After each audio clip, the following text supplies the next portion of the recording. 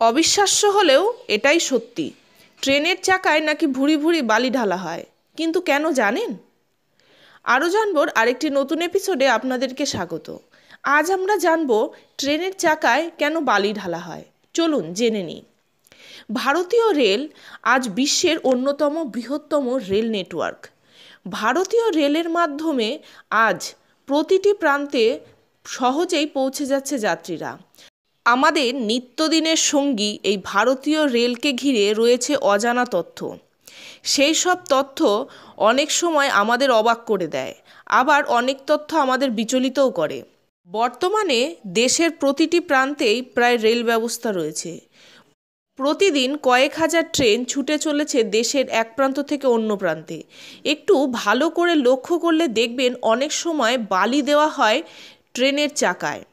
অনেকেই হয়তো দেখেছেন ট্রেনের চাকার কাছে একটি ছোট্ট বক্স থাকে, সেই বক্সে বালি ঢালা হয়। কখনো কখনো সেই বক্স থেকে বালি ঝরে পড়ে, আবার কখনো চাকায় ঢেলে দেওয়া হয় বালি।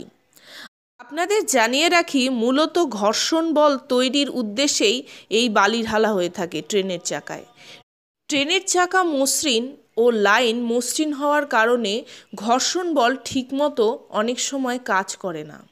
তবে চড়াই উতরাই পথ দিয়ে যাওয়ার সময় অথবা বৃষ্টির পরে ট্রেন চলাচলের সময় অতিরিক্ত ঘর্ষণ বলের প্রয়োজন হয়। যদি রেল লাইন শুষ্ক হয়ে যায় তাহলে মারাত্মক দুর্ঘটনার সম্ভাবনা থাকে। দাঁড়িয়ে পড়তে পারে ট্রেন, সেই জন্যেই ট্রেনের চাকায় বালি ঢেলে ঘর্ষণ বল বাড়ানোর চেষ্টা করা হয়। ট্রেন চালকের পায়ের কাছে থাকে একটি লিভার, সেই লিভারের সাহায্যে প্রয়োজন মতো বালি ঢেলে নেওয়া হয় চাকায়। শুধুমাত্র চলাচলের জন্য নয়, অনেক সময় ট্রেন থামিয়ে দেওয়ার জন্য বালি ব্যবহার করা হয়।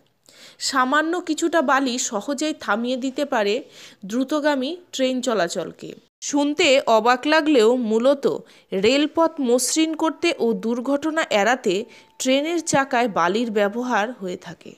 ভিডিওটি ভালো লাগলে লাইক, কমেন্ট, শেয়ার করতে ভুলবেন না। ধন্যবাদ।